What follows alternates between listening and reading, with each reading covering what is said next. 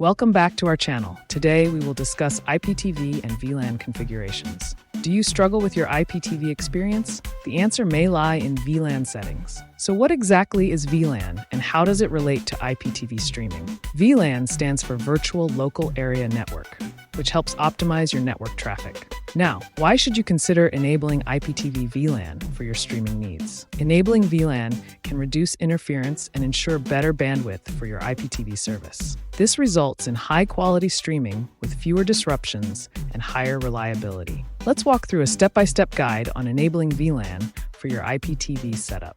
First, access your router's settings by typing the router's IP address into your browser. Next, navigate to the VLAN configuration settings within the router's interface. Here, you'll create a new VLAN ID specifically for your IPTV service. After creating the VLAN ID, ensure you assign it to the correct ports on your router. Once the settings are saved, reboot your router to apply the changes made. After rebooting, connect your IPTV device to the designated VLAN port and start streaming.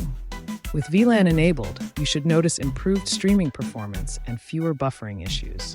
However, there can be potential issues, like incorrect settings leading to loss of service. In conclusion, enabling IPTV VLAN can significantly improve your streaming experience if configured correctly.